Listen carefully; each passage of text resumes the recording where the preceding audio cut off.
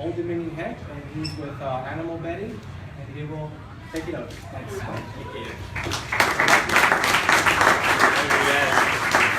I just want to give acknowledgement to Jason Amatucci for putting this together.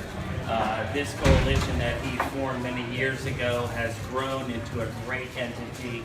With all the faces that we see here tonight, it's just proof that this is a cause that is worth the ears and the knowledge for every one of you. So thank yourselves, and again, thank Jason Amatucci for putting this together. So like Jason said, I own Old Dominion Hemp. I started Old Dominion Hemp in August of 2015. We did about 8 months of research and development with the hemp herd product that we use for our equine bedding and small animal bedding. We basically donated that product to Retirement Thoroughbred Foundation, Piedmont Search and Rescue, a lot of nonprofit organizations. We chose that route so we could get feedback to see if this was going to be a product that survived in a market here in Virginia. If you're from Virginia or anywhere around here, you know that this is horse country. So what better place to start a product to show farmers that when it is time to grow, that there's an end solution to this of what do we do with it? Well, you call Marty at Old Dominion Hemp because he would love to have all the herd you can grow. I can guarantee that. So I'll tell you a little bit about our product. We do have a little booth over here set up. We have some sample bags. Basically the product that we have, I think it's the best thing on the market. It is by far the most absorbent product that there is. It is extremely low dust. If you have horses, it's great for horses that have respiratory issues. That's very prominent in this industry of horses. It's extremely biodegradable. We have clients that are taking this after the horse has had scat on it, taking it, putting it with some seed, putting it back into their fields. So that is a great way to complete the circle of life of this product. Our main goal, like I said, was to hopefully have an end game where maybe some of you in this room are growing for Old Dominion or are growing for one of the CBD companies that are here. That is our goal, is to put this crop in the hands of Virginia farmers. We're just showing you there's an avenue for when the time comes to sell this product for you. The product sells itself. We have nothing but repeat customers. They are getting away from pine. It's just a better product. It's an industry that is right on the precipice, and people like you, if you can go to your local constituents and tell them, hey, this is what we want, that continued voice is what we need. These groups and these meetings that we have where we show you the variety of this industry, whether it be clothing, CBD oil for a sore joint, or bedding for a horse, that's this industry. It's not just even those things. This is just a small sample of what this industry can be. So your voices are needed to help further this cause, and this coalition is very appreciative to have a format that our company can come in here and talk a little bit about what we do. With that being said, does anybody have any questions? Not everybody at one time. There we go. What part of the plant do you use? So that's a great question. The product that we use for our bedding is the herd. So the herd is the H-U-R-D, herd. So herd is a very absorbent, almost porous material. So when we have these large animals doing their business on it, it sucks it right in. Where if you've ever been camping and maybe peed on a tree. You see it just runs down because wood is not a natural absorbent. Wood is a water repellent. So this product does the exact opposite of what pine does. It collects it, it stops it. It stops it from running all the way across the floor, whether you have horse mats or not. This product is very easy to contain. So herd is what we are using. Is that the leaf or the stalk? Say again. Question? What is the stalk? The herd. The herd is the center portion of the stalk. Yes, Center sir. of the stalk. Yes, sir. Thank you. Thank you. Go ahead. Does that make it good for cat litter? I was gonna ask that. Yes. So we can tell you that we have had cats, dogs, alpacas, ducks, peacocks, horses, you name it, snakes, mice. We've seen people that have approached us all ends of the spectrum, whether it be a large livestock animal or a 16-hand horse to a snake that also has mice that they are feeding to the snake. So it's amazing of what we've seen. Peacocks I thought were the most interesting, and alpacas.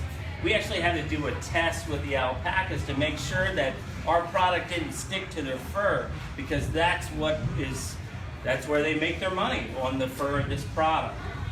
So to have a great response from them, it shows us that it doesn't adhere to the natural fibers that people utilize for alpacas or wool like that. Yes, sir? What is your current source for this, and what is the nutritional value, carbon nitrogen ratio? That's a great question. Right now, we are importing from Europe. Again, I will reiterate that is the importance of all the people in this room, is to make sure that we, as Virginians, or wherever you're coming from, can grow this. So we are importing from Europe right now, and I can tell you that more than doubles the cost of what it is for me to supply it to you. I want to work with people such as yourself that can help reduce that cost. The last question that he had right there was, is there a nutritional value into it? The way that I would explain that is herd has about as much nutritional value as like an iceberg lettuce. It is basically no value to it whatsoever. It is there for the absorption. Now, when there are live tissues, and what some of the other people may speak to, is that there are some values for nitrogen, and hemp has some great qualities for that. Once it's processed into the form we have, it's basically an all organic medium, if you will. Is it certified organic? We do not have the certified organic label on that because we are importing from a European distributor, so there are some different laws in that regard. That's a great question, though. Any chance this could be used for anything domestically, like for household cleaning, industrial type cleaning? The herd itself? Yeah. That's a great question. Oh, Oh, okay, yes. So as I will tell you, the short part of my career, I worked for an oil company. Gas spills happen. This product would be incredible for that. I have a friend who has a warehouse. His big Tahoe had an oil leak. I laid this product down. I said, leave it for 6 months. I guarantee you it will pull that oil out. So those are some of the things that we're doing these tests for, to see. Because of the absorbency, I think there is an incredible market for that. Yes, sir.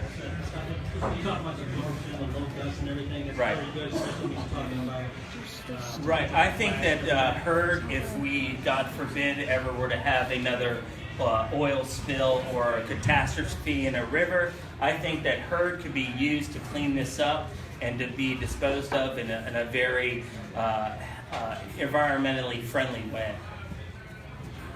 Is it going to be economically viable to grow it, and how much, do you have like figures about how much herd per plant, and then you have to grow the tallest plant?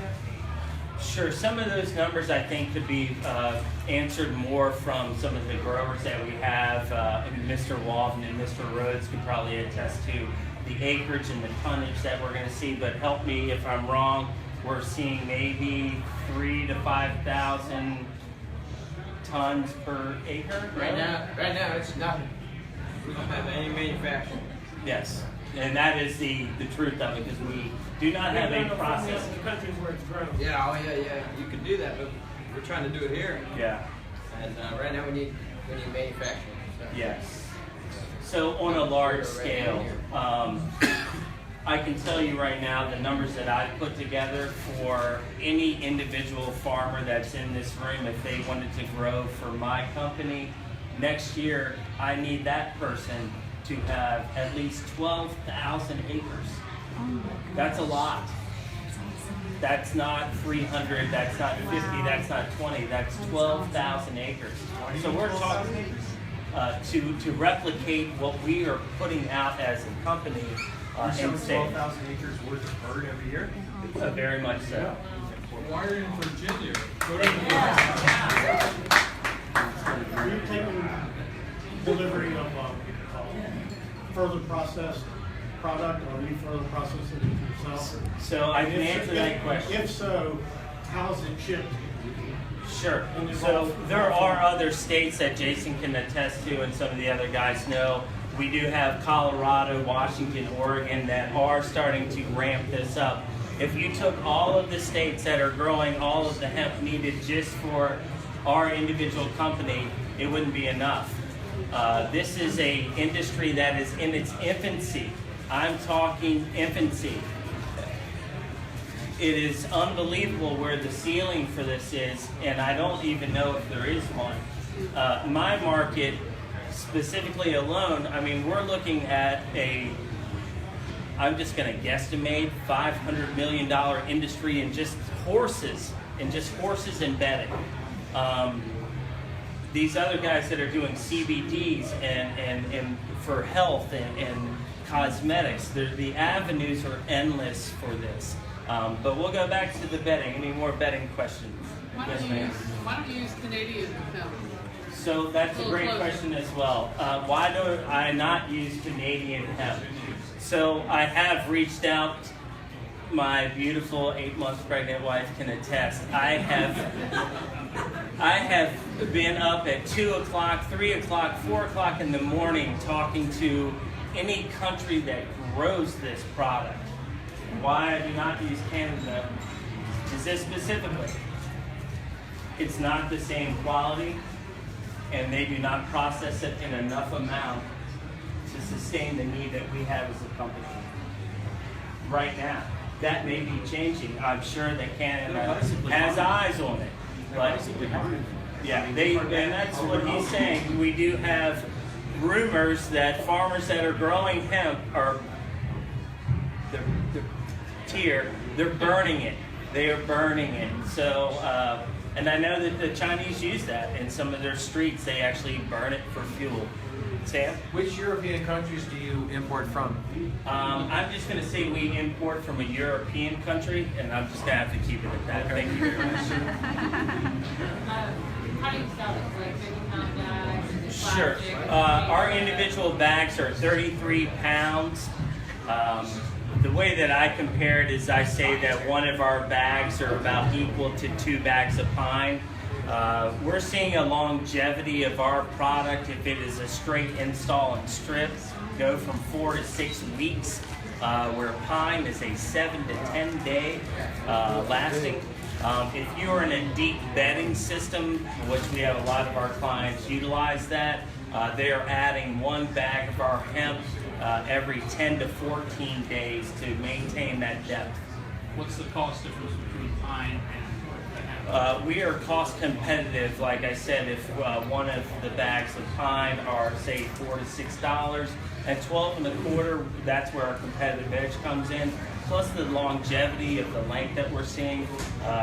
It's a reduction of labor, it's a reduction of cost, it's a reduction of time. So it's essentially half as much. Yes, sir. The matrix that I put together, I can save you money if you switch to hemp.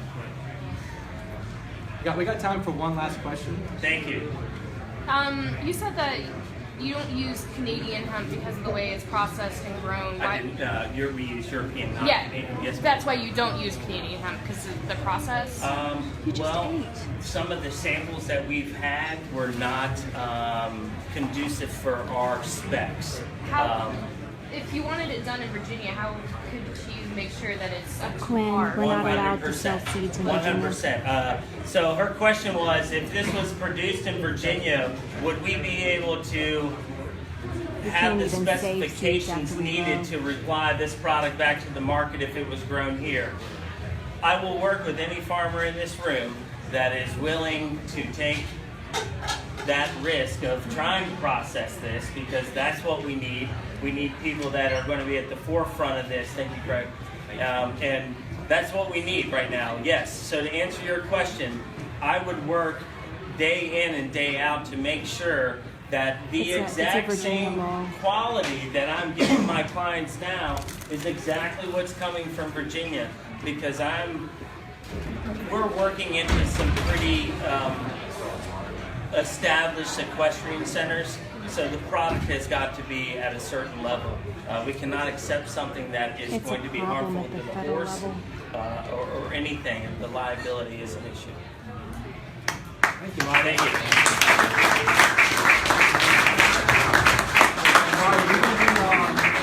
It's been legalized in Virginia, but not at the federal level. The bill is still sitting there. Mark's got a baby on the way, so please. So we can grow it, but after it's grown, all the seeds have to be discarded. Okay, next up. Unless the seeds are processed for biofuel, for example. Chad Rosen of Victory Hemp Foods. He came all the way from Kentucky, and he's got some great Victory Foods in Kentucky. Jason's a great guy. Saw him 3 years ago, I think, in Kentucky. He's been flying the flag really high. There's a lot of excitement around hemp. Obviously, this is a full room. There's a lot of different directions you can take it. So, ask yourselves what makes sense to you. They say there's 25,000 different uses for hemp. You got to figure out how you're going to contribute to this industry if that's what you want to do. I actually moved from California to Kentucky because I thought it had the most profitable chance of coming into the rotation in Kentucky. We face a lot of challenges in Kentucky. I say we because I've been there for a couple years now. We lost a lot of tobacco income when the tobacco buyouts went down. Lost a lot of coal. And the state needs to diversify. And I think that's a lot of what the South needs to do. And hemp holds a lot of hope. Legislators in Kentucky kind of drove the laws that came into being. Mitch McConnell, Rand Paul, Yarmouth, they had a big hand in writing legislation, regardless of how you feel about other policies they might have. They had a big hand in writing legislation in the 2014 Farm Bill, giving us that rider, allowed us to cultivate hemp under a research provision, which is what we're doing. We're cultivating under a research provision. So I have a company called Victory Hemp Foods. You probably might know the lure of the USDA.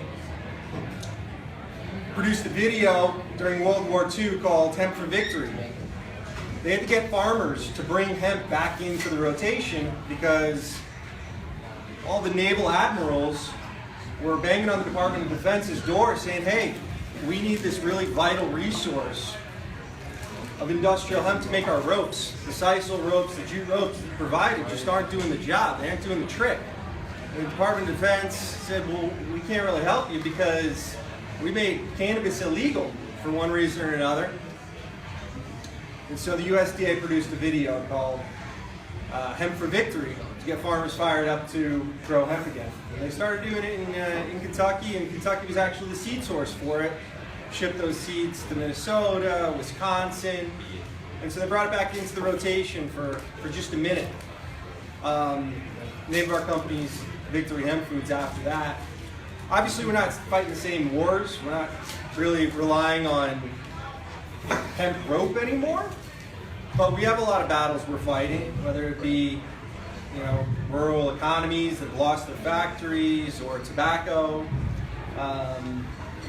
Incomes have dropped, or we're watching our farmers have fewer and fewer options besides soy and corn, which is, you know, the result of kind of the get big or get out mentality.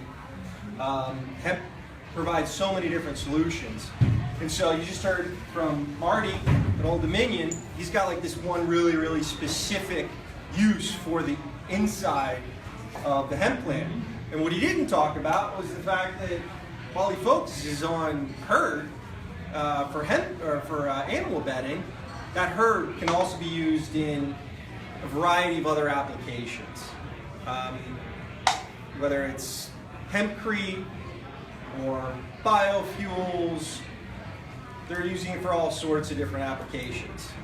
And when you break the plant down and you look at all of the different places that that plant can be used, this plant can be used, every single part of it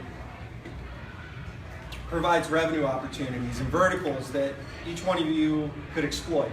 Whether it's the oil for a paint or a wood varnish, whether it's the fiber for a textile, or an automotive application in the paneling, or graphene to store energy. There's an enormous amount of different places it can be used.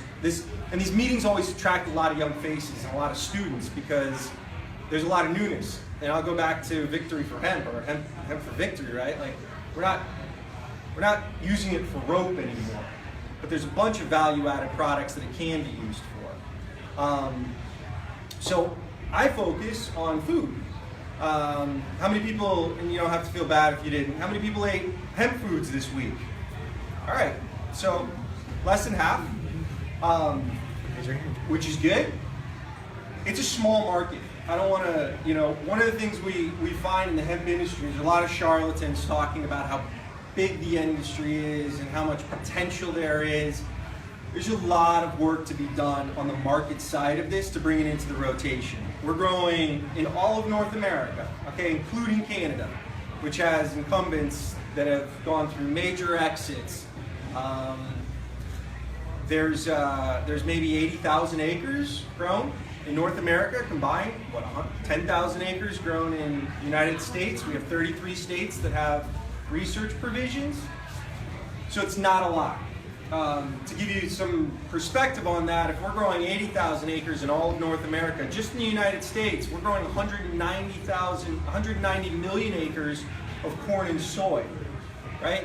An enormous amount. So if we really do have the conviction that this plant has so much potential, can fight climate change, can impact rural economies, is sustainable, can replace our petroleum-based economy, we all need to work together while working in our own directions and eat a lot more hemp foods. So if you don't know why you should eat hemp foods, I think it's kind of cool, and I'll take just a second to, and you probably do know, right? But I'm just going to take a second to give you that public service announcement anyways. We offer 3 different products right now. We offer hemp hearts, hemp oil, and hemp protein. In any of those various forms, they're going to offer a bevy of nutritional benefits. So hemp has the most amount of digestible protein of any plant out there, which is kind of amazing, right? It's 98% digestible. So you compare that to soy, which we're growing 80 million acres of. It's a really crappy source of protein. It's only 45% digestible. It's got all sorts of phytoestrogens that make your body think it's getting different hormones. It's no bueno for a lot of different reasons. Hemp has 98% digestible protein. It has all 20 amino acids, but it has all 9 essential amino acids. It doesn't have a lot of lysine, but it does have one amino acid called L-arginine. L-arginine is the precursor for nitrous oxide. So if there's any athletes in the room, if there's any parents of athletes in the room, or if there's any parents of kids to be born athletes in the room, they're going to be really excited about this thing called creatine. It's the same effect, right? It's the precursor of nitrous oxide. It helps oxygenate your blood, helps repair your muscles and your organs, makes you healthier, makes your muscles stronger for longer. So that's one thing that's really cool, is the protein side of it. And then we have this other side of it, it's the oil, right? So we take the seeds and we press the seeds and we get the oil out of it. And that oil has the ideal ratio of omega-6 to omega-3 polyunsaturated fatty acids. That's a big industry. That's an $8 billion industry of unsustainable fish oil, right? So this contributes to the collapse of fisheries, and also run the risk of introducing lead and mercury in our system.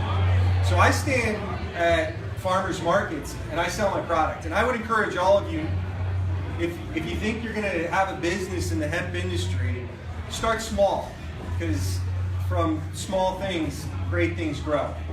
I stand at the farmers markets and I have this conversation every Saturday, and I talk to people about, take fish oil? Yeah, I take fish oil. It's kind of nasty, you get like burnt. Yeah, oh God, I hate that, right? Well, why are you taking it? It has the ideal ratio of omega-6 to omega-3s. So let's pull those people, and they didn't know. I say 75% of my customers at the farmers markets have no idea, have never eaten hemp. They think they're, and the conversation usually kicks off by them talking about how, am I gonna catch a buzz? Am I gonna get high? And I go, well, who's driving, right? But, then I tell them that I would have to charge a lot more for our products if we were good. And then we kind of go and say, well, do you take fish oil? Do you have any plant-based proteins? Well, yeah, I take fish oil. It's nasty, right? Well, why don't you take fish oil? It's grown here in Kentucky. Cut out the stinky middleman, go straight to the sustainable source. It's grown by our farmers in Kentucky. So, we look at this $8 billion global fish oil industry, the sticky industry. We look at the $44 billion US industry of plant-based proteins, and there's so much hype around hemp, but it's all for kind of a good reason, right? And the other kind of dovetail comment I wanted to make about Old Dominion, in reference to Old Dominion, is I would be surprised. Herd is about as low value as you can get for a farmer, right? It's really as kind of low value as it gets. But when we get into working with, and we had a conversation at the University of Louisville with a research center, and we talked about why Canada only produces seed. They only produce grain, right? They've been trying for a long time to produce the fiber, and they haven't done really well. They've kind of floundered to do it. We have a guy going up from Kentucky going up there to put a fiber processing facility in their place. And I think the important part of it, and the opportunity for us here in the States, is applying our American ingenuity to this plant, this crop. And we kind of have to bring it up on both sides. We can't just do grain, because then you're left with the fiber and the herd, failing in being burned in the fields. But if we can develop a herd market for Old Dominion, while I'm taking the seed off the top, we just got a dual crop plant. And then the farmer feels really good because he's got 2 customers from that one plant. And then he goes and he talks to Green Remedy, Chad, or he goes to talk to Josh at CV Sciences, and he's like, yeah, this plant grows flour too. This won't be a surprise to him, but he knows he's got some value in the flour. So if you can kind of start to connect these dots, it's, when I first got into it, I was like, okay, you grow, I learned, you can do everything with the plant. And then kind of saw like, maybe you can't do everything with the plant. And now I'm coming back around to having been in business with these guys for a little while, learning more about the cultivars, realizing that if you have the right harvesting equipment, there really is potential to try crop on these plants. It's not Pollyanna. It's really possible. So it goes from being, and if you will, kind of like indulge me just a little bit about the 190 million acres of corn and soy that we're growing, which is not really good. The amount of genetic engineering and chemicals that need to go along with controlling something of that volume is monstrous. And if we're working with a plant that can be grown on a smaller amount of acreage, it can have a larger impact for a lot more people, right? So one of the things you learn about Kentucky and a lot of the South is we have the most amount of farmers, but we also have the highest declining rate of small family farmers, right? So this is kind of important, I think, to the economy of our country. Is not the entire country aggregating in our urban centers, but to be holding down these rural areas and all being able to make a living. And if we're able to increase the value that a farmer is able to earn on a smaller plot of land that he can manage himself, that really pulls us away from the centralized agricultural kind of agribusiness that is coming to dominate our rural landscapes that, benefits fewer and fewer. I mean, we're seeing, as far as agribusiness go, we're seeing a complete consolidation. And I don't know about you guys, but consolidation frightens me from the standpoint of the population continues to grow, but we continue to consolidate wealth, and that's happening in the rural economy as well. And I think those are some of the challenges that we're facing and we're dealing with, and that's what the plant has the potential to offer. Our business model is a decentralized model, right? So we all, like the prevalent manufacturing mentality is centralized processing. Build as big a processing facility as you possibly can based on efficiencies of scale. And I understand that because I worked in manufacturing before I came to this industry. But with food, we have this really kind of cool opportunity to capitalize on consumer preferences. Consumers, when it comes to food, studies show, will purchase more natural than they will conventional. They'll purchase more organic than they will natural. And they'll purchase more local than they will all three. Right? So, everyone kind of knows that, not knows, but that's how Whole Foods built their business, is purchasing from local farmers. And so with food, we really have this opportunity. And I think that when it comes to an agriculture-based economy, we want to reward our local economy. And so our model follows that, and we exist to be a conduit between the producers, which is another way to say farmers, and the locavores who are shopping at their farmers markets or the Whole Foods or whoever makes that whoever's bringing those products to market. Yeah, good to kind of wrap it up a little bit. You want to take some Questions? Is the product too valuable as human food to have any potential as animal feed? No, I think that the more, and that's a great question based on the fact that the USDA won't let you certify any meat, right? You can't have USDA certified meat if it's been fed hemp, right? So that's a big challenge. We did we did have this thing called the hemp dog, where we included hemp seeds and hemp oil in a hemp product. It was the first USDA certified meat product that included hemp in it as an additive or ingredient. And we got this special permission from USDA. It was a total cluster. And it was, we had to call in favors, and we had to call Vilsack's office, and it was like political wrangling. And it's not gonna have any impact until it's GRAS certified. So those are some of the low-hanging fruit that the industry can really work on. Is, hey, why isn't this GRAS certified? Generally, regarded as safe. What strains for food are the most important, and where do we find them? Where are the seed banks for this? So good question. As you all get into this, discount everything or question everything you've heard. Don't trust anyone. Canada has been growing and is the masters of the universe when it comes to hemp foods. Okay, they don't do fibers. They make it really easy for themselves by growing short stature crops that are really wide, that have lots of seed heads.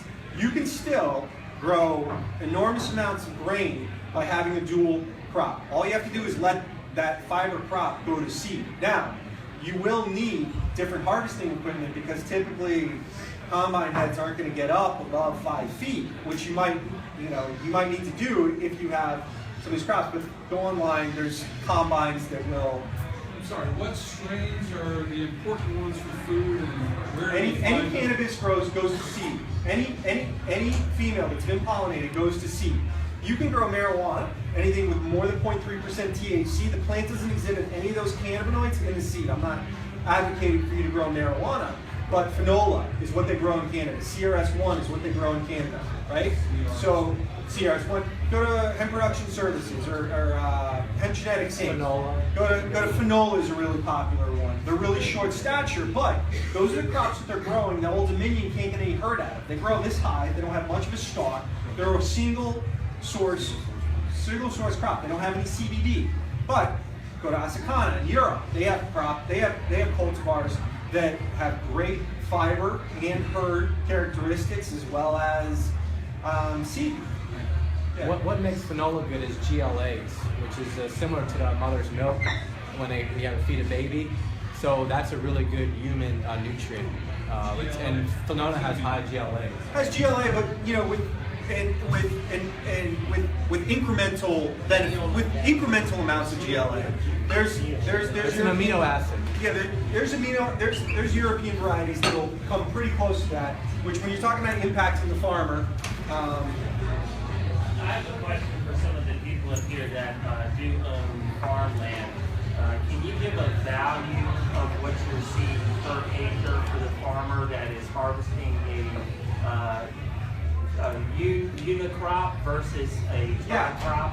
Yeah, it's 80. So I pay 15% more than other processors in Kentucky.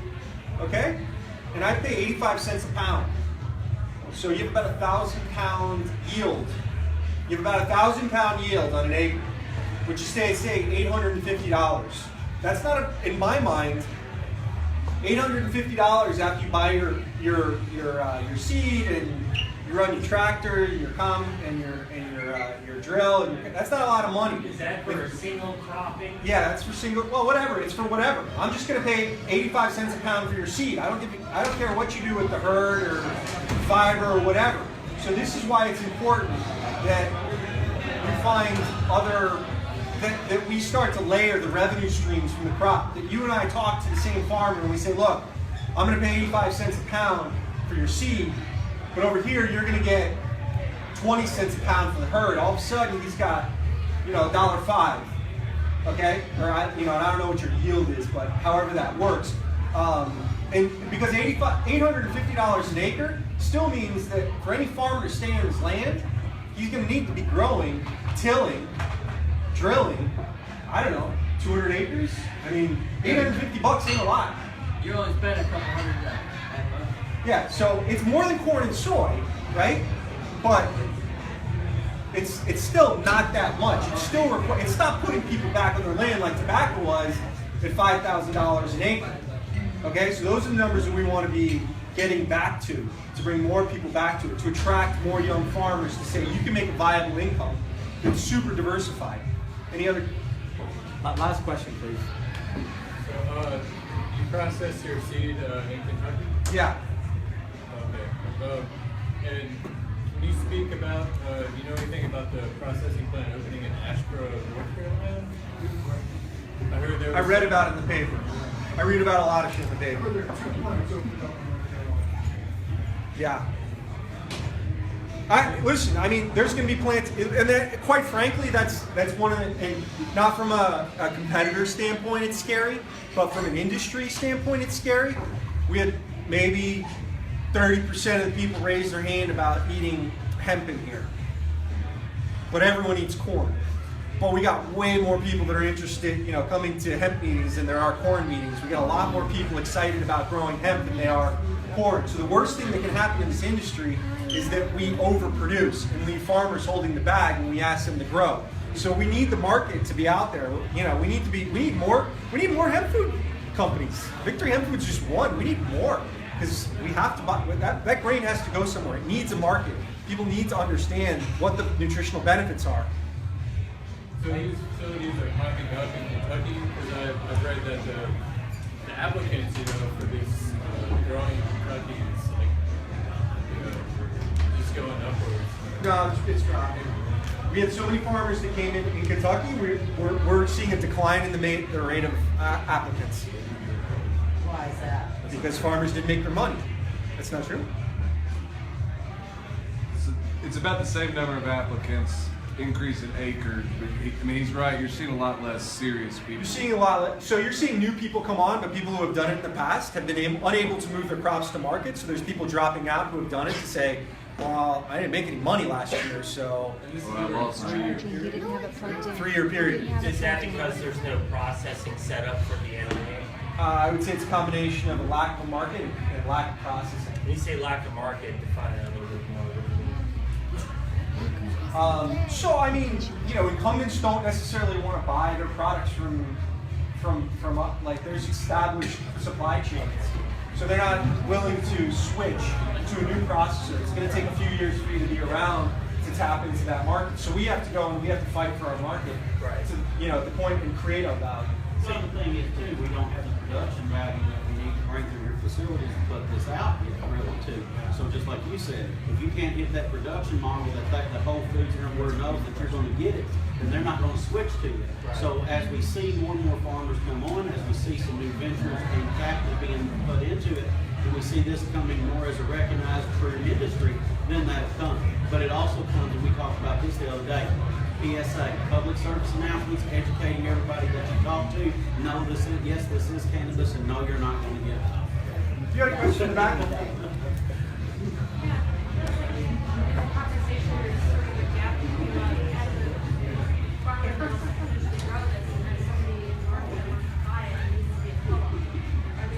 Needs to be a co-op? Yeah, like some sort of resource for farmers who might not be able to meet their demand if they had interest in growing it or sharing the process of facility, things like that. Are there resources for people to Yeah, I mean your co-ops should be buying it. You should be pointing you should be buying domestic hemp. There are domestic hemp food brands out there. Victory Hemp Food is one. And if you can't find it on your store shelf that you like, then call them and say, hey, we want to, because the only reason, the reason I'm here, the reason I'm in North Carolina is to find out what's going on the ground, to find out who's growing. And then we come in and, okay, we got some growers. I know you're there. I know you as a consumer are there, right? So what I'm trying to do is find farmers, make sure, set up that supply chain to insert processing.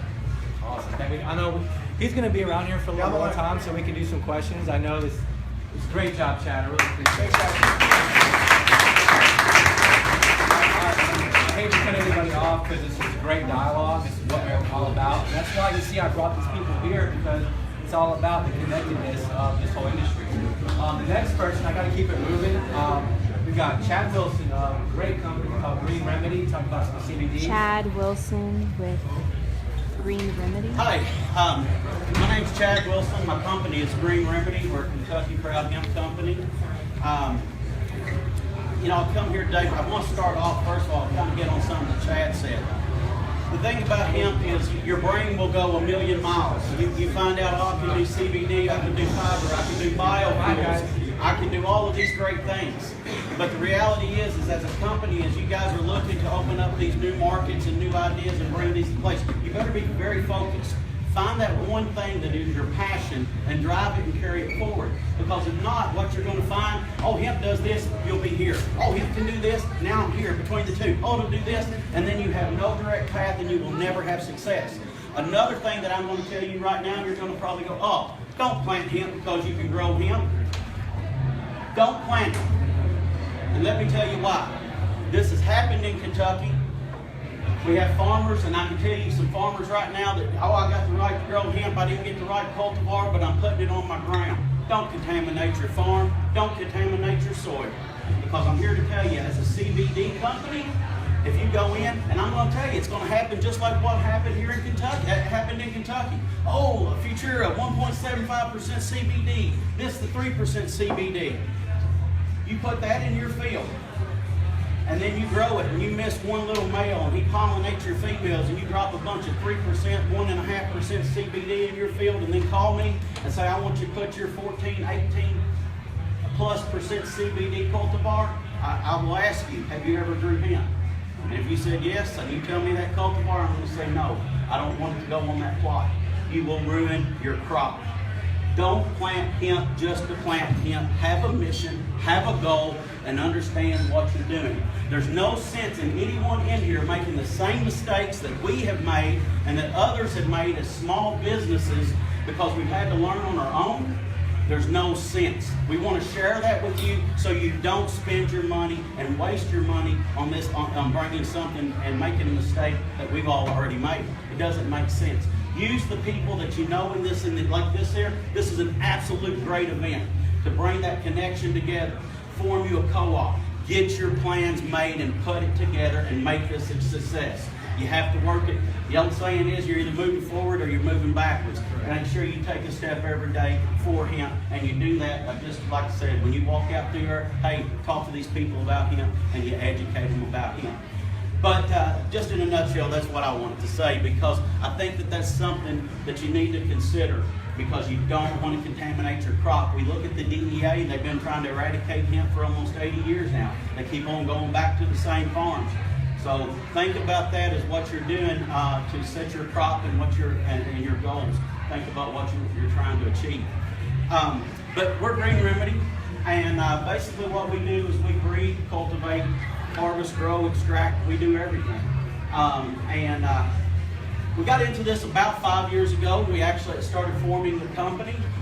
Me and my partner, Chris Smith, we basically were longtime friends, grew up together, fell out of touch. A phone call brought us back together, and within the first 5 minutes of the conversation, it was, I'm amazed with hemp and what it can do for Kentucky. And I said, yes, sir, I agree. And he said, let's start a business. We said it simultaneously, and that's how Green Remedy got started.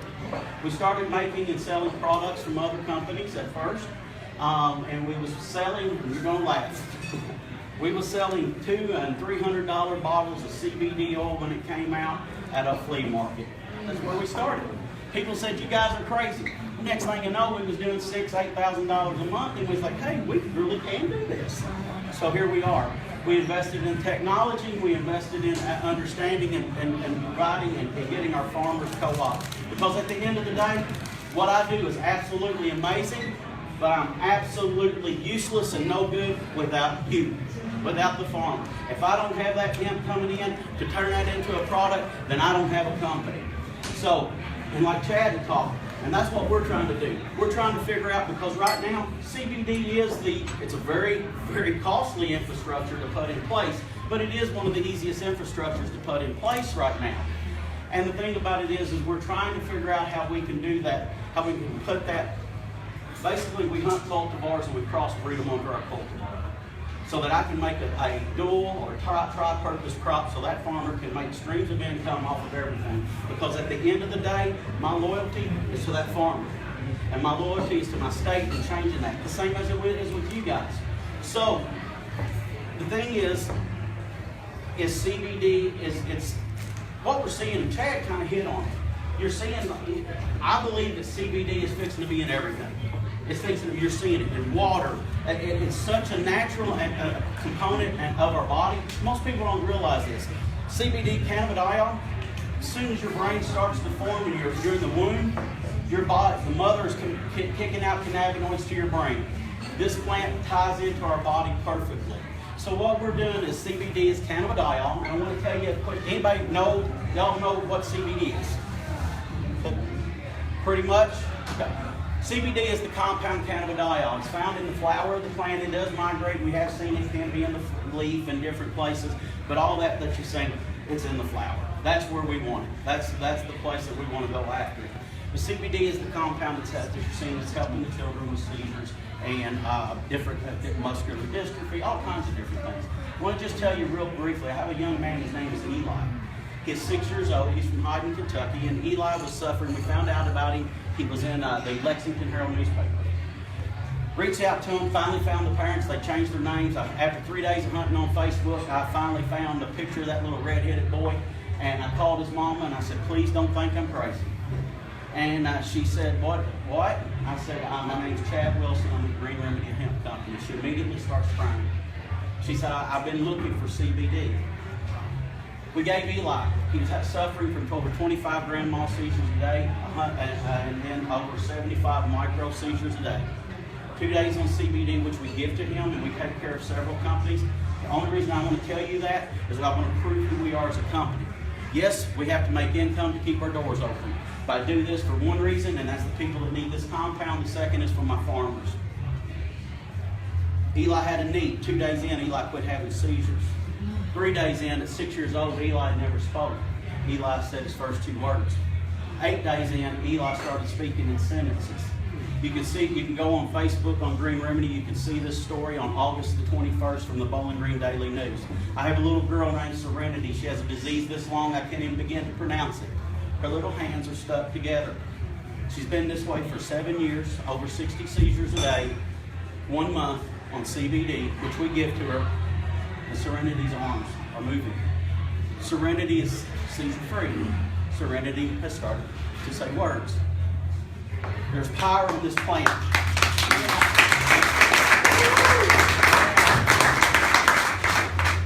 There's power in this plant, and it's our job and it's our duty to get it out there and to fight these battles and to fight Big Pharma, because I believe we do need Big Pharma. I will not doubt that one bit. We do need Big Pharma to unlock these cannabinoids, the flavonoids, the terpenoids, everything that this miraculous plant can do. But just like fish oil, highly refined fish oil is a pharmaceutical drug. Most people don't realize that, but it is.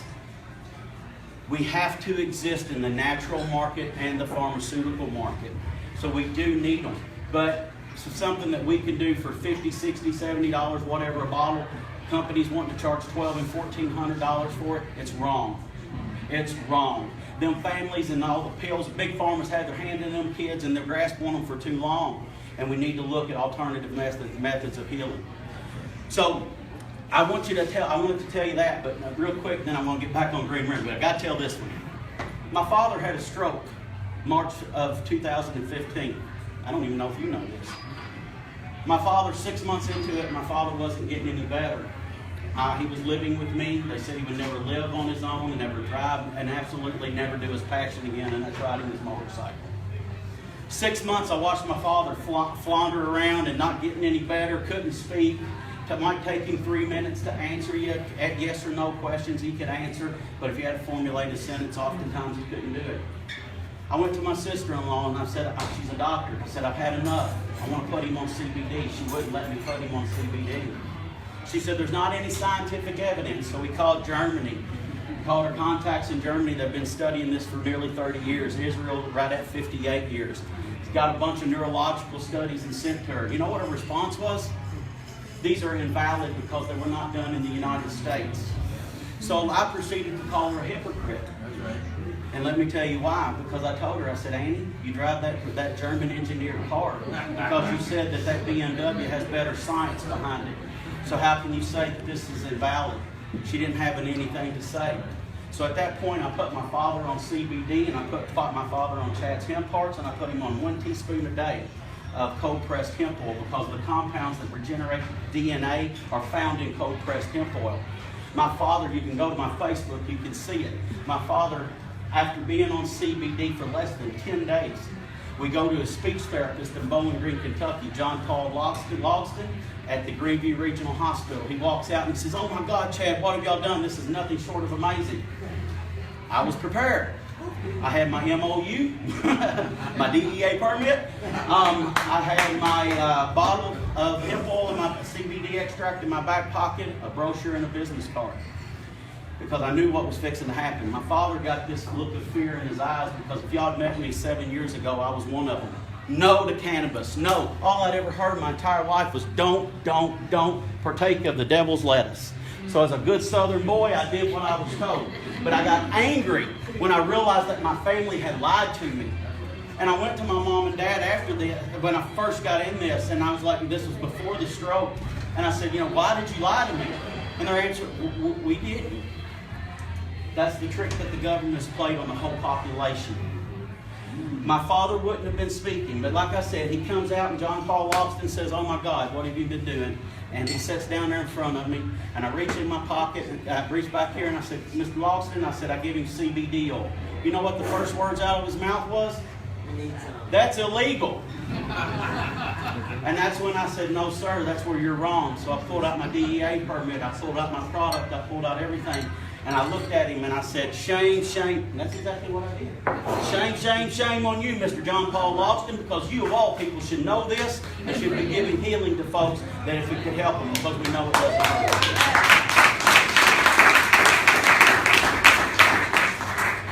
February of this year, my father moved out on his own. Yeah.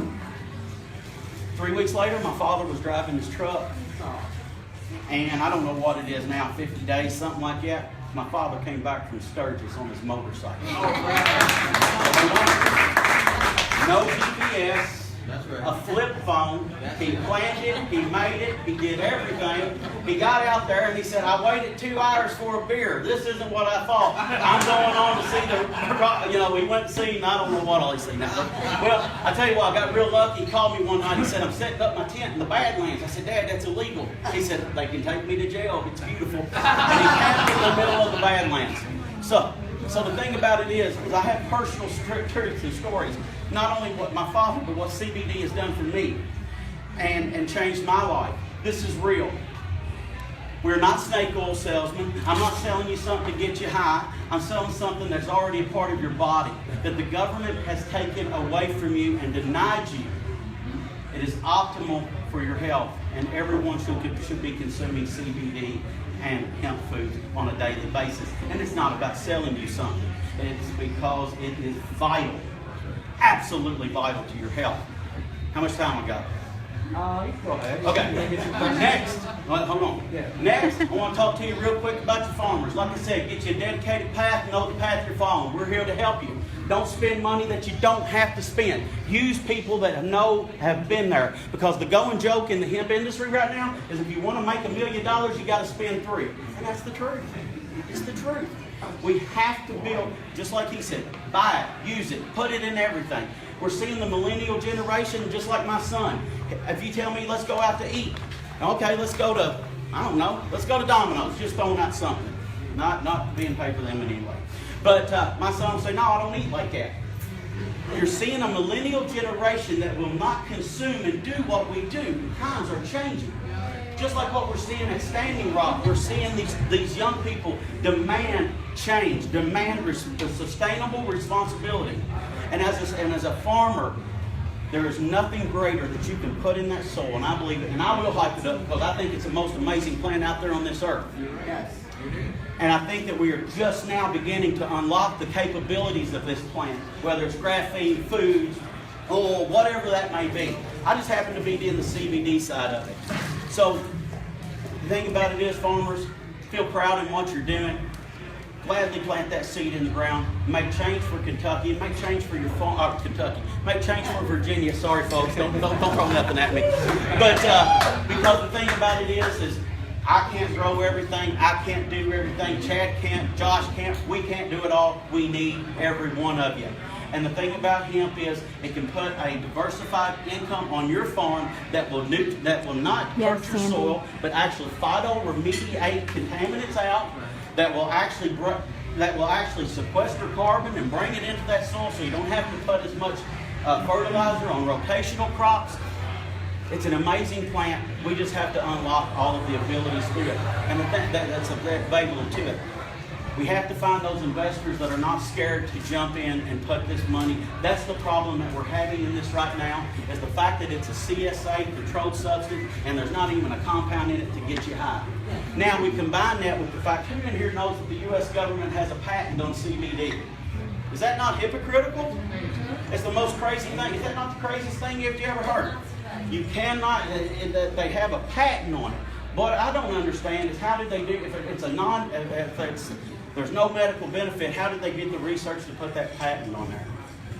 Plus, also, it's a natural plant compound, so how did they do that? It just shows you the hypocrisy within this nation. Stand up, fight for this plant, call your legislators, call Washington, and demand hemp be taken off the Controlled Substance Act.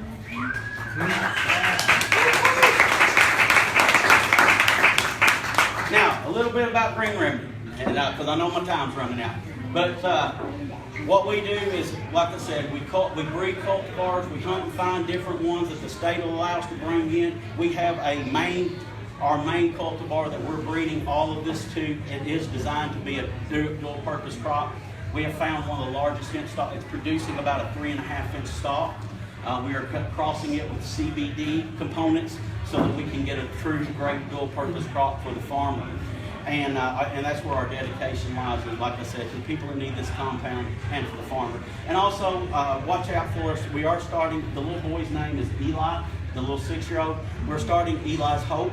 Eli's Hope is going to be a nonprofit that we give this away to kids with seizures and soldiers with PTSD. And we need this support. Where do we get your seed, or where do you get the seed at? Well, some of our stuff have been imported. Kentucky has actually allowed us to bring some certified seed in from in the states. And I'll be honest, us as a business, that's where I want to bring it. I want to create an American hemp company. I don't want to build an industry on foreign seed. I want it to come from American farmers. So that's what we're doing right now, is we're taking in greenhouse grows, multiplying our seed, developing our cultivars and crossbreeding them to hopefully bring this about. Wasn't it Colorado just had a certified seed? Yeah, John McCain just got a certified fiber seed out of Colorado and stuff. But like I said, the state of Kentucky has allowed some when you prove your testing and there's a process that you have to go through to bring seed from another country. From Colorado. We brought some in from Colorado. Yeah. And Oregon, we actually brought one from Oregon as well. And that's another thing. If we want to expand this market, you guys, and I think me and you've talked, did y'all do the 0.9? Yeah, great. Well, and that's where you need to be. We do it in Virginia, but I'm saying that's what we're trying to push for. You're pushing. National. Yeah.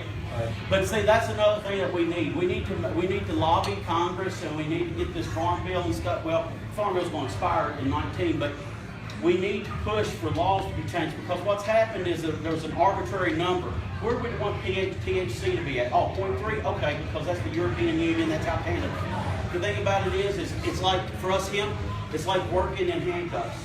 Because there are so many cultivars that would open up the doors to where we can make a better product for people if they would just, and it's not about getting anybody high.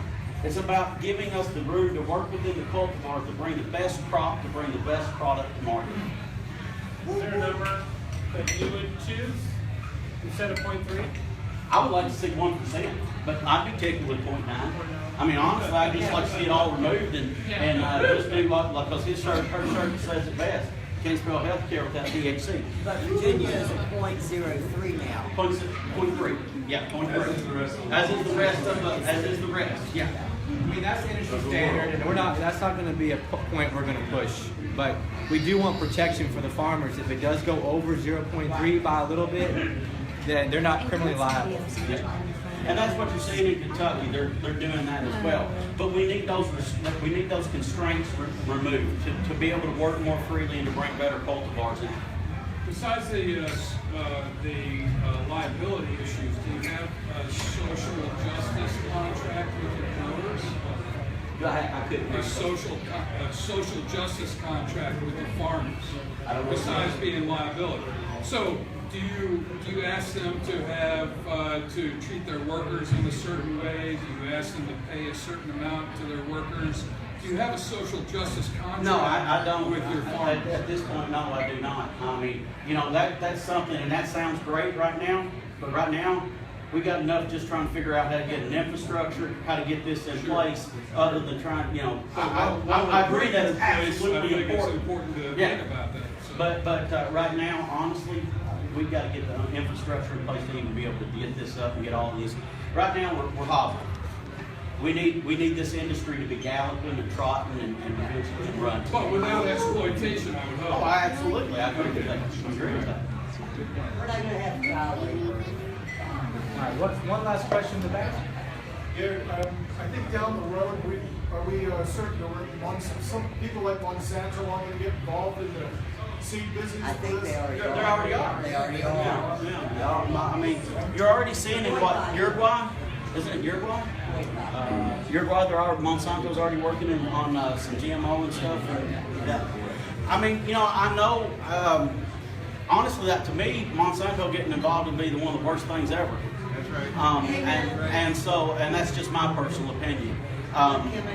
You know, just the simple fact that a farmer can grow a crop here and the wind blow it and it pollinate this crop and turn it, and they can come in and claim it. I don't see no legal justice in that. I think it's stealing from the farmer, and I don't think we need those laws in the hemp industry. All right, Chad, I appreciate it.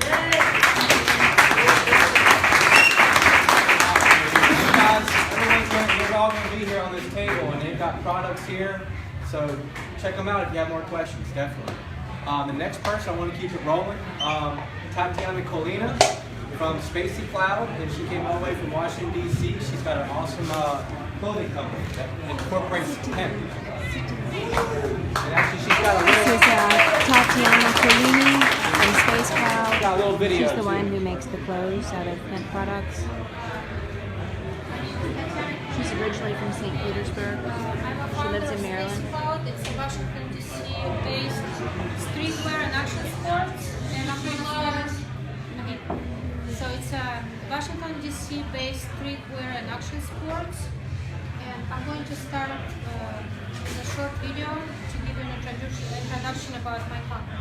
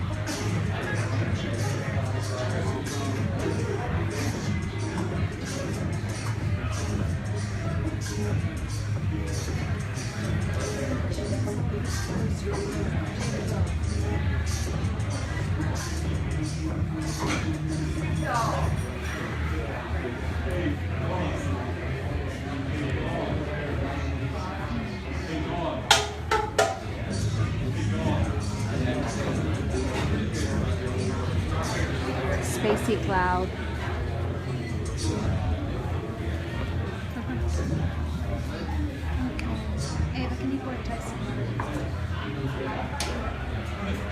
Technical problem.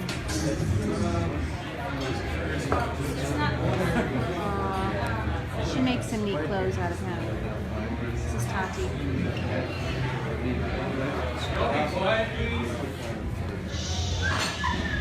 I'm gonna read. I grew up in former Leningrad, now St. Petersburg, in Soviet Union during the Cold War. Back then it was forbidden to even talk to Americans. My mother left me when I was 7 years old, so I ended up growing on streets of Leningrad. There I met Firestone. It's a group of young teenagers, mostly boys, who were trading KGB paraphernalia like KGB coats and hats, KGB t-shirts, matryoshkas, and we traded with American tourists in exchange for Levi's jeans, Nikes, chewing gum, American music, magazines.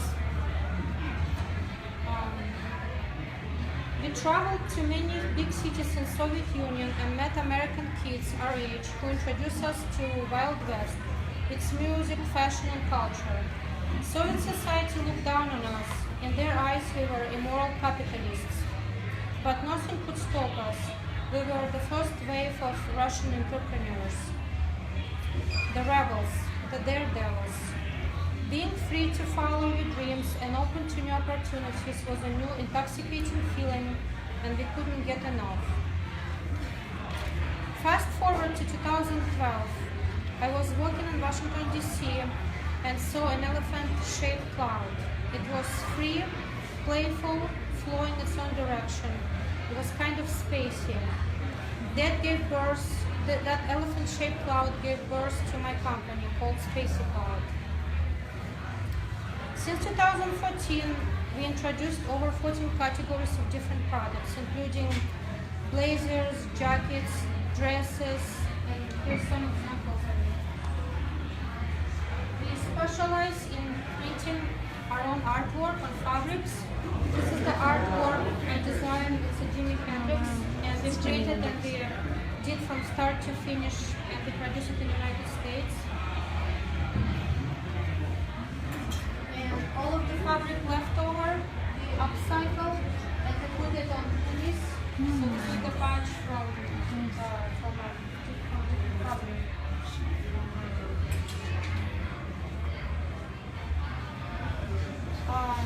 Back in Soviet Union, when I was young, I spent several summers in remote areas of Siberia, and I got an opportunity to live on a farm. We grew our own food and took care of our animals. Living there brought me closer to nature, and it was important for me to carry that love through Spacey Cloud. That is why we upcycled the remaining fabric in different patches. I wanted to build a meaningful brand, which does not only offer stylish clothing, but also reminds people to take care of our planet. Earlier this year, in Washington, D.C., I was introduced to hemp. I was at one of the hemp events, and I saw some of the fabric, and I really liked the texture. So I ordered swatches from a company called Enviro Textiles, and they import hemp from China. So I ordered the swatches and I created several samples. And so my samples are this skirt is a 65% hemp and 45% organic cotton. And I created men's short. It's also hemp and cotton. This is a dress. It's also hemp and cotton. Adult onesie. It's also adult onesie. Cute. That's really comfortable. Model it up, Josh. Love that. Model it. Super cute.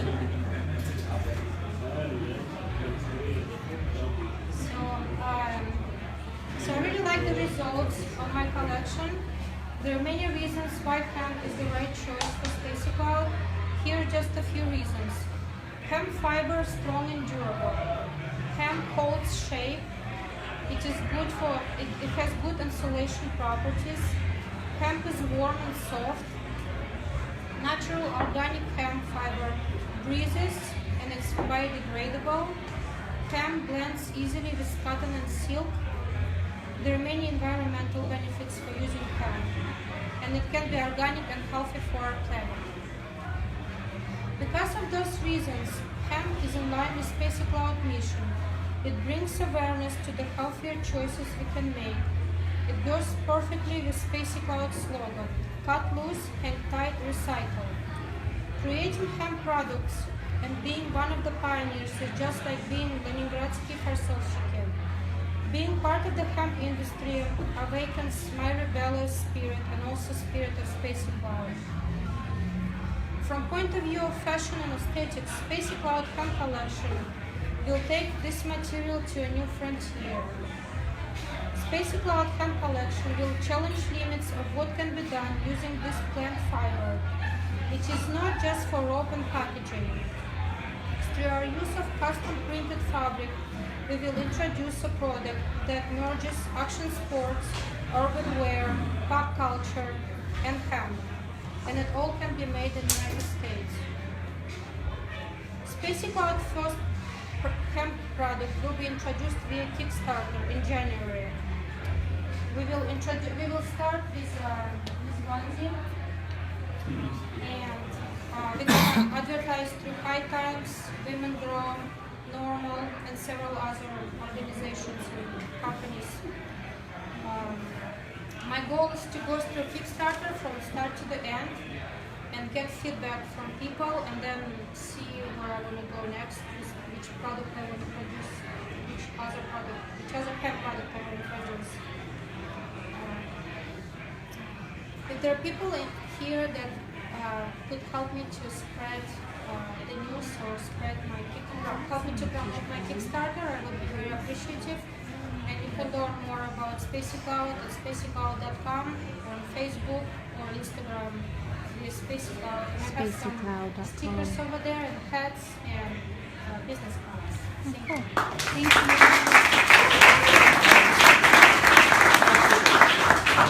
Something like the onesie. So to produce onesie, it will cost $70 for me. $70. That's a really good price. Wow. Where can we order them? It's going to, so since I'm gonna, if my onesie campaign is successful and I get my funding for the first production of 150 pieces, which is the minimum at New York factory that I have to produce, then I will go with production in the next 3 months. Probably I will finish my production in April, and it will be available on the spaceycloud.com. Do you have anything available now? I have a bunch of other products which are not hot products, but I use a lot of kind of funky beer. That website? Yeah, it's spaceycloud.com. We also have other types of funky.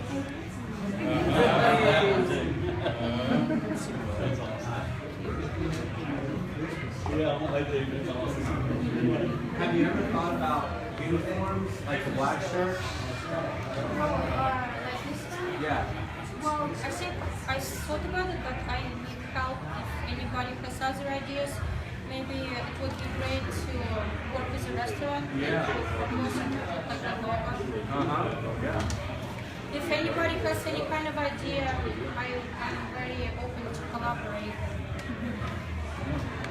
Great job. Awesome.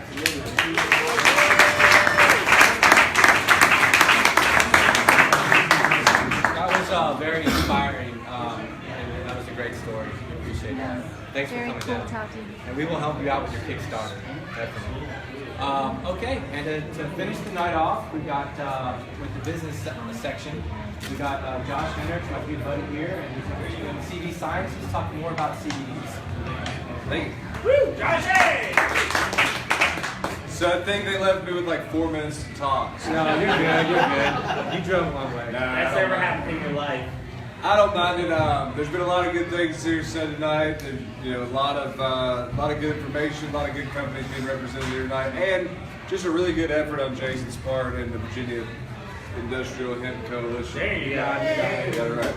I actually lived in Virginia in early 2014 when they kind of got going with Chase Milner and Jason, and I was living in Richmond, and I was following the hemp movement in Kentucky. And we passed our state law, and then in February of 2014, the Farm Bill passed, and I actually put in my notice of work and moved back to Kentucky, where I was born and raised, went to UK to get involved. Didn't really know what that meant at the time, but moved back, got involved with a couple different groups that first year, and almost looked at it like business school. Really just started networking, kind of like Marty spent a lot of late nights up talking to people in Australia and Germany and China and all over the world, as well as all over the country, and ended up starting the Kentucky Hemp Industries Association, similar to what Jason does here in Virginia. We're a state chapter, excuse me, state chapter of the National Association, so anybody in Kentucky, feel free to join. I know Chad are both strong members, and we're happy to be doing what we're doing in Kentucky. But so that kind of led me into growing hemp on my family farm, which I do, and then that turned into working for the largest CBD distributor in the country. And these guys started, you can see that back banner there, kind of how their business model got started for Plus CBD oil, which is their first product line. And obviously, it's not, thanks Marty, but it's not that one. It's that one. There's another one. But back here you can see where it says import. And we control everything from seed to shelf. So for the past couple of years, we've been contracting farmers in Germany and the Netherlands, and they grow it. We contract an extractor over there. They extract it. We import that material. We refine it and put it into our products that you can see here on display and at our website, pluscbdoil.com. We've got a couple new product lines coming out. But so in that, we kind of learned really a lot about the market. And as Chad alluded to, I think the market might be a little overhyped. I feel like we're in 950 stores across the country, multiple stores on top of that with chains and whatnot. And that's not even scratching the surface. Chad Rosen alluded to fish oil being a $3 billion industry. And I think, there he is. And what?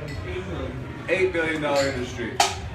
We are nowhere near that, especially on CBD. Obviously on the food side at 500 mils, 600, whatever. Nowhere near that. So the biggest thing I want to get across to you guys is start buying hemp. Start buying hemp, whether it's Canadian hemp or European hemp or whatever.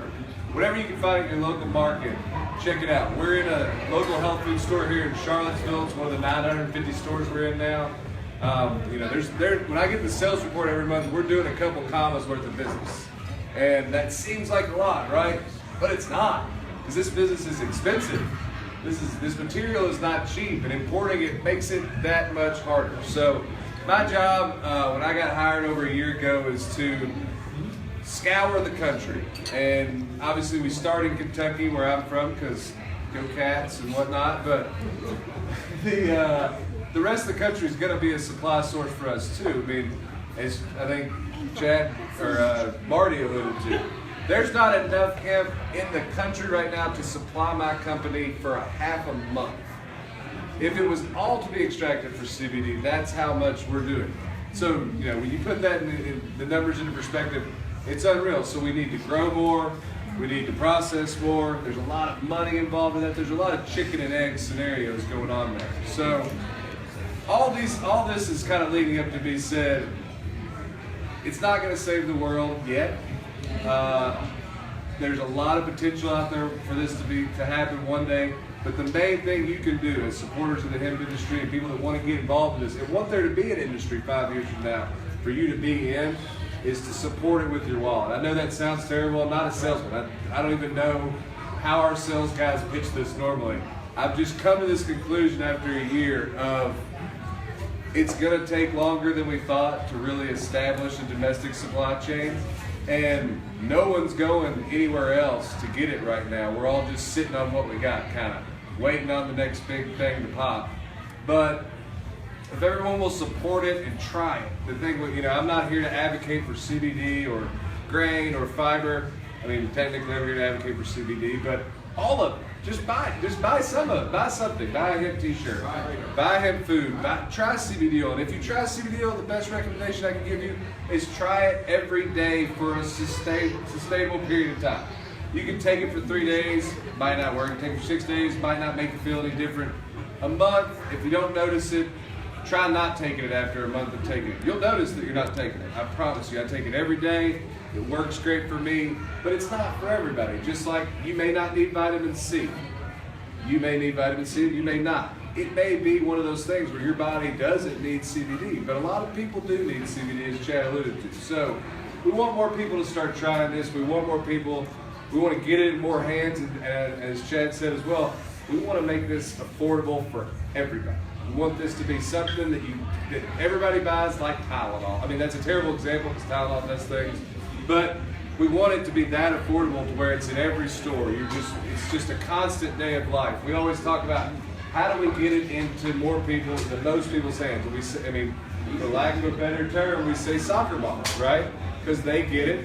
All of a sudden their kids start taking it. Their husbands see it in the house. It just becomes a general trend in the home. So the more we can get Chad's products, Green Remedies products, byproducts, if you own horses or chickens or rats or snakes or all the things that Marty said, buy some hemp herd and put it in there as animal bedding. Please, please, please support this product. I don't even know what I was going to talk about. I started listening to everybody and I was like, all I want to get across is that you got to support this with your wallet. It's a great time to do it at the holidays. I gave everybody in my family hemp oil or CBD oil last year for Christmas. My grandmother now, her hands are moving. My grandfather just sleeps better. I mean, there's all kinds of little things that happen from it, and of course they get it pretty cheap.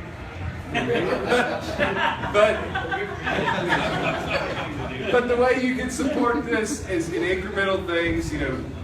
I think what Chad's company's doing with Victory Hemp Foods, I use it every morning. Well, I have to be lying if I say every morning. About 3 or 4 times a week when I actually have time to make a shake in the morning. I use the hemp seeds. Obviously, I use CBD oil every day. I want to build a house out of hemp herd one day. If I had the money to be in the horse business in Kentucky, I would use hemp bedding. But if you have any questions about CD sciences plus CBD oil, obviously I'll give you a chance to ask them. But a lot of it can be answered on our websites. We do a lot of social media stuff. And there's a good brochure we have over here that has a lot of information in it. A lot of our product lines are changing. Chad mentioned grass status earlier, generally regarded as safe. We're the first CBD company to actually do a self-determining grass status, and it's looking like we're about to release some information saying 15 milligrams of CBD should be the recommended serving. So all of our product lines will be adjusting to serving sizes, whether it's a capsule, drops that actually do 50 milligrams at a time, things like that. So some of this information is going to change, but it's all still good. There's another piece of information that talks about the work we did do in Kentucky this year. This is Kentucky specific. We worked with 2 universities, a couple different councils, the Future Farmers of America program. We're starting a lot of work with them for next year. We also worked with 4 independent farmers, myself being one of them. And we did a lot of cool stuff in Kentucky to really further the industry, because there's a lot of infrastructure that needs to be put in. There's a lot of tent poles that need to be set up for this thing to really get going on the commodity size level that we're talking about, that Chad's company's talking about in the future, that Green Remedy's talking about in the future. There's a lot of room for all these companies, and I say all the time, we're a product developer. We have a pharmaceutical line. We're working on chewing gum to help people quit dipping. We're doing a lot of cool stuff with this, but we need Green Remedy and Victory Hemp Foods and Sunstrand and Old Dominion Hemp and all of these companies to succeed, because good press is good press, no matter how you look at it. So we're trying to move the industry forward one step at a time. We started in Kentucky. We're branching out next year. That's why I'm here in Virginia, to see how we can help with Virginia. If there's anything we can do to help, let me know. Last thing, there's a coupon card here. You got, I guess, 25 more days to use this code, Kentucky KYHemp16, and you get 15% off all our products on pluscbdoil.com. And there's some nice sample bags with some spray and some different things in here for you to take home with you tonight. So please, I don't want to take them home. Please grab them off the table, make my load lighter when I leave here. Do we have any questions? I assume it's totally legal to purchase CBD oil out in states that are not legal?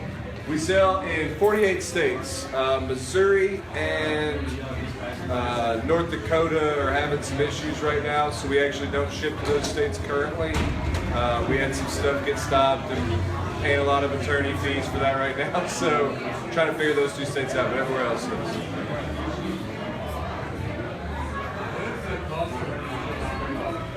I don't know what's in your bag. That looks like the $24 bottle. I think it's 18, and it's still 18. $18.99 maybe, yeah.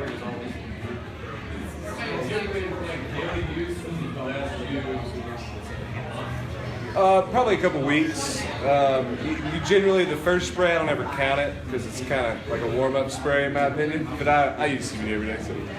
But you work up from 2 to 4 sprays a day throughout the month. So yeah, that's a smaller sample bottle. That would only last you a couple weeks, I think. Do you know, like, statistics on what maybe a widely used anti-seizure medication I don't. Our company, we spend a lot of money on FDA attorneys. I didn't hear the question. The question was, do you have any statistics on what a pretty broadly used anti-convulsant medicine would cost compared to CBD? And I don't know the answer to that. I would say it's exorbitantly higher. It's also, this is more holistic, et cetera. But we steer away from any claims. We pay FDA attorneys a lot of money so that the FDA doesn't send us warning letters. And it's one of those things, I always say, it's for healthy people and unhealthy people. It's for people that just want to be healthier, no matter how extreme or how minuscule that problem is. I take it, I've had 2 surgeries on each hip. I take it for a lot of inflammation, but at the same time, I feel like it helps a lot with my ADD and just general focus throughout the day. So There's a lot of different things. We just launched a new product called a Zen Shot, very similar to a 5-hour energy drink, but the opposite effect. It calms you down and soothes you. I've started taking that before bed, and I sleep a lot better, which sleep is the most healthy thing for you. All of these things are about, everything in our company, and our education director will tell you, it's all about being healthier. And whatever that may be for you, whether it's a pill in the morning or a couple drops in the afternoon or whatever makes you feel healthier and get you to your health goal, that's kind of what we're pushing for right now in our product development or human. When is the FDA expected to make a statement on that? When they recognize it, or will they do that before? Well, so we were talking about natural products. I mean, we're at Expo West, we're at Expo East, we're giving presentations now with the FDA having people sitting in the audience, and they haven't sent us any letters or said stop doing this. So we feel pretty comfortable that we're staying in where Omega-3 was 6-7 years ago back in the day when it was a $20 million industry. It's kind of where we're trying to go with our consumer products division. I think that's where it's going to stay. You never know. But we've seen with synthesizing it, obviously that's going to be a pharmaceutical division. But 6 months ago, even the health food stores were everybody's asking us about crystals and pure and this and that. And even within those 6 months, you've seen people change from that to say, no, we want like the 5 or 10% that has all the other terpenes and CBDGs, all these other things in it. So you're talking about science that's way beyond my knowledge, and people that just want more natural products. They don't even want us to refine it anymore. They're saying, no, can we get some raw, So it's one of those, the CBD industry is one of these things that's going to figure itself out, but it's going to take a couple of years. And I think the natural product side of it will prosper in that. Do you anticipate the FDA doing any kind of rulemaking in the near future that might impact? I do not. If we can get all of the companies on board, we're working on a couple different groups to try to really set some standards for the industry. So when you say you're doing a it would be a self-GRAS. Can you explain GRAS and what that means? Would that lead to an FDA designation as GRAS? No, it's really just for our purposes, and our customers want to see stuff like that. But GRAS is generally regarded as safe. We're trying to determine. It's a fact. You could go out there and you could take way too much CBD, and just like if you took 13 aspirin, you would be sick, right? There's got to be dosing, and there's got to be recommended dosing, I guess, and things like that, which is why we did the GRAS status. I guess the best way to put it would be the FDA is not going to bother us. They're not going to come down and try to regulate this industry so long as all the players are playing nicely and there's not websites out there saying, take this and it'll cure cancer. Because it won't. I mean, it might, but it won't. It hasn't been scientifically proven yet. So the way you get things scientifically proven, you start on animals, you work your way up to human tests. That's something that's years away. So until then, let's ride this natural products wave and see what happens. I'm surprised that you're saying that hasn't been proven, because there are books out there that say the studies in the 70s show it's anti-cancer, anti-tumor. Doesn't mean it'll cure your cancer, but it hasn't been proven by the definition of the law for pharmaceuticals. For pharmaceuticals, you have to start off with rat testing, testing on rats. Once it's proven on them, you start with human trials, and this takes 10, 12, 13 years. And there was Alzheimer's studies and Scripps Institute studies. Not by private companies. I mean, there's no drug labeled out there that there's scientific proof of it doing anything. And because it does all of these different things. I mean, it was just cannabis at the time, I guess. They were just, yeah, we're talking about CBD, two different things. You mean like solely using one CBD? They were. CBD is totally different than marijuana. Yeah. Marijuana has THC in it. And CBD is just one of the many compounds. No, it's not. THC is not a CBD. I'm mistaken. I'm sorry? I'm mistaken that cannabis, I understood, was full of CBD, and THC was If one you of ever those. go to a cannabis shop and purchase recreational cannabis, it'll say X amount of THC and X amount of CBD. They're two totally different compounds. Anybody else? Awesome. Thank you.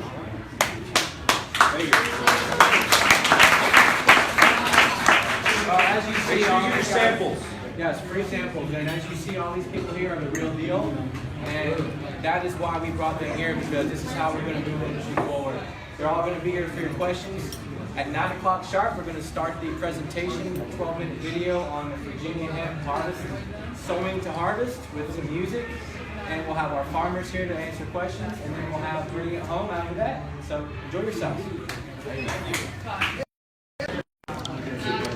Hey guys, it's Kimberly. I'm going to sign off now, but this is the Virginia Industrial Hemp Coalition Night, and we've heard speakers who are using hemp products, and it sounds like we need a lot of hemp to be grown because they're using a lot of product that they're importing from other countries. I'll sign back in a little bit. See you guys. Bye.